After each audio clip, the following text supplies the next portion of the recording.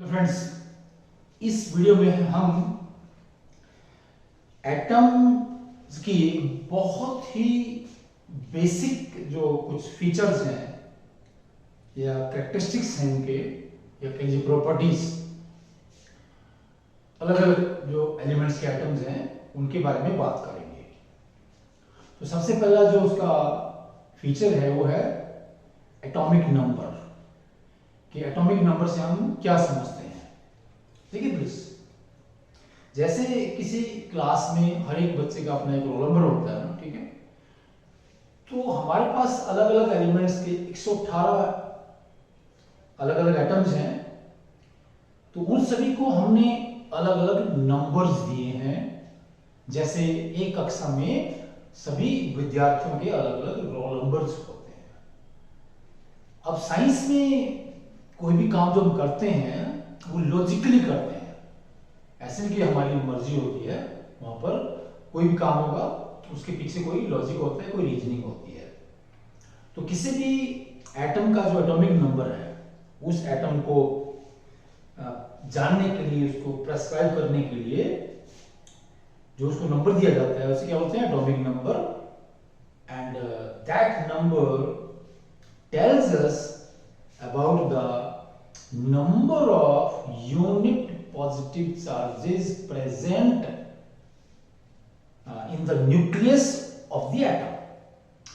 मतलब उस एटम के न्यूक्लियस में जितने यूनिट पॉजिटिव चार्ज हैं, यूनिट पॉजिटिव चार्ज की जो संख्या है वो उसका एटॉमिक नंबर है। और एक प्रोटॉन पे एक यूनिट पॉजिटिव चार्ज होता है। तो यूनिट पॉजिटिव चार्जेस की संख्या प्रोटॉन्स की संख्या के बराबर है। जितने प्रोटॉन्स किसी भी एटम के न्यूक्लियस में उतना ही उसके ऊपर क्या है? पॉजिटिव चार्ज की न्यूमेरिकल वैल्यू। जैसे हमारे पास हाइड्रोजन एटम है, तो उसमें एक प्रोटॉन है, एक यूनिट पॉजिटिव चार्ज है, तो उसका एटॉमिक नंबर कितना है? 1 है। सो बेसिकली एटॉमिक नंबर एक संख्या है जिसको हम Z से दिखाते हैं। यहां पर देखिए प्लीज, Z। और Z जो हमने कहां से लिया, ये आपका एक जर्मन वर्ड है, ठीक है। जैसे सीफर या जीफर जो मुझे बोलिए, Z, इसका जो पहला है Z। और ये जो वर्ड है जर्मन, इसका मतलब क्या है? इसका मतलब क्या है? डिजिट, नंबर, संख्या, ठीक है। ये जर्मन वर्ड है ये, तो यहां से भी Z लिया हुआ है। तो Z क्या है? ये किसी भी एटम में प्रोटॉन्स की संख्या को बताता है कि जिस एटम में 2 प्रोटॉन्स हैं उसकी Z वैल्यू 2 है या उसका एटॉमिक नंबर 2 है। और ये हमेशा एक होल नंबर होता है जिसकी वैल्यू क्या है? 0 से 118 तक है Z की वैल्यू। क्योंकि हम क्या है, आज 118 एलिमेंट्स के बारे में जानते हैं, Z की वैल्यू। और हमेशा ये होल नंबर होता है, इसके कोई यूनिट नहीं होते हैं। दूसरा जैसे हमारे पास क्या है, ये एटॉमिक मास नंबर, जिसे हम क्या है? एटॉमिक मास नंबर या सिंपली मास नंबर भी कहते हैं, मास नंबर। और इसको हम क्या है? A से रिप्रेजेंट करते हैं, A से दिखाते हैं। और ये जो मास नंबर है क्या है? It is the sum of number of protons and number of neutrons present in the nucleus of an atom. मतलब उसमें न्यूक्लियॉन्स की संख्या को, ठीक है, इसलिए हम क्या कहते हैं? इसको न्यूक्लियॉन नंबर भी कहते हैं। न्यूक्लियॉन के प्रोटॉन में प्रेजेंट प्रोटॉन्स और न्यूट्रॉन दोनों को मिलाकर क्या बनता है? Word nucleon. इसलिए का नाम क्या है? न्यूक्लियॉन नंबर भी है। तो क्या है ये? Number of protons plus number of neutrons. Number of protons plus number of neutrons, number of neutrons. Mass number क्या है? ये लगभग ये क्या है?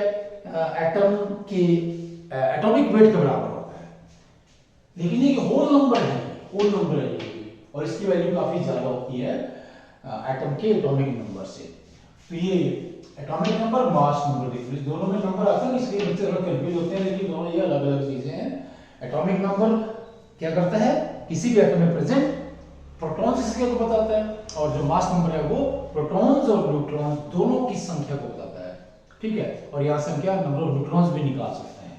नंबर ऑफ न्यूट्रॉन्स कितने होंगे? That is equal to A minus Z। और ये Z और A कभी भी 0 नहीं होते हैं, कभी फ्रैक्शनल वैल्यू नहीं होती है, ठीक है। ये हमेशा होल नंबर में होंगे। और जो मास नंबर है वो हमेशा एटॉमिक नंबर से बड़ा होता है, एटॉमिक नंबर से बड़ा होता है। ये दोनों का कंपैरिजन है। तो दोनों क्या है, एटम के दो खास बिहेवियर है। दूसरा हमारे पास क्या है, एटॉमिक मास। ये एक्चुअली इसका एटॉमिक वेट है, एक्चुअल वेट। जो एटॉमिक वेट है या एटॉमिक मास कह लीजिए, वो एक्चुअल का वास्तव उसमें एक्चुअली उसका वेट होता है। तो ये कोई संख्या नहीं है ऐसे, ठीक है। और यहाँ पर जो एटॉमिक वेट है उसके यूनिट्स भी होते हैं, ठीक है। एटॉमिक नंबर, मास नंबर के कोई यूनिट्स नहीं है, ठीक है। लेकिन एटॉमिक वेट जो हमारा है, atomic weight, this is simple बात है, weight of an atom. So it is the quantity of matter contained in an atom.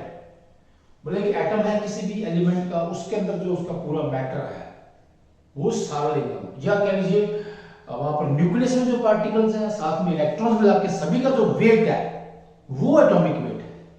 सभी का जो वेट है वो एटॉमिक वेट है, लेकिन ये बहुत ही कम होता है और इसको हम यू में लेते हैं। जैसे कहते हैं कि एच एटम का जो वेट है वो 1 यू है। यू का मतलब क्या है, यूनिफाइड मास। ये यूनिट होगा इसका, unit. And 1 U is equal to क्या होता है भाई, 1 यू इज इक्वल टू कि जो कार्बन 12 है उसका 12वां हिस्सा होता है ये, और इसकी वैल्यू क्या है 1.66 into 10⁻24 ग्राम। तो आपने ये याद रखना है, ठीक है। और ये बहुत ही कम वेट है 1 U, it is very very small weight. और प्रैक्टिकली क्या है, हम क्या कर सकते हैं, जो एटॉमिक वेट है उसको डायरेक्टली हम मेजर नहीं कर सकते, इतनी कम वैल्यू है, कैसे मेजर करेंगे उसको practically, but it can be find out experimentally. बोलो अलग अलग ऐसे बहुत से हमारे पास एक्सपेरिमेंट्स हैं जिसकी मदद से हम क्या अलग अलग एलिमेंट्स जो एटम्स हैं उनका एटॉमिक वेट निकाल सकते हैं, लेकिन प्रैक्टिकली सीधा हमको वे हम नहीं कर सकते कि एक एटम का वेट सीधा वे करके निकालने, दैट्स नॉट पॉसिबल। और जो एटॉमिक वेट आपका है ये, ठीक है, या एटॉमिक मास कह लीजिए, तो it can have fractional value, it can have fractional value. जैसे हमारे पास क्लोरीन है ना, क्लोरीन का जो एक एटम है उसका atomic mass that is 35.5 you, ठीक है। तो जो एटॉमिक वेट है वो क्या होगा, एक फ्रैक्शनल वैल्यू भी हो सकती है। और जो मास नंबर है और जो एटॉमिक मास है, दोनों मास नंबर है ना, तो दोनों बिल्कुल अलग है प्लीज।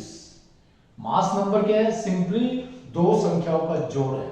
वो संख्या कौन सी है, पहली उसमें कितने प्रोटॉन्स हैं और दूसरा कितने न्यूट्रॉन्स हैं, दोनों जोड़ देंगे वही संख्या मिलेगी जो उसका मास नंबर होगा। लेकिन जो उस एटम का वेट है या एटॉमिक वेट है वो उसके न्यूक्लियस में प्रेजेंट सारे पार्टिकल्स और इलेक्ट्रॉन्स का मिला के जो वेट आएगा वो एक्चुअली में उसका वेट होता है, दैट इज द वेट। लेकिन थोड़ा मास डिफेक्ट हम कह सकते हैं, उसकी वजह से क्या है, एटॉमिक वेट सही पार्टिकल्स के वेट से थोड़ा कम आता है, वो एक अलग चीज है। मास डिफेक्ट का यहाँ से कोई ज्यादा कोई लेना देना नहीं है। इस तरह से हमारे पास ये तीन हमारे पास बिहेवियर है एटम्स के जो बिल्कुल एक दूसरे से भिन्न है। पहला क्या है, एटॉमिक नंबर, कक्षा में किसी बच्चे के रोल नंबर की तरह से होता है 1 2 3 4 5 6, और किसके बराबर है, किसी भी एटम में प्रेजेंट प्रोटॉन्स की संख्या के बराबर है। दूसरा होता है क्या, मास नंबर।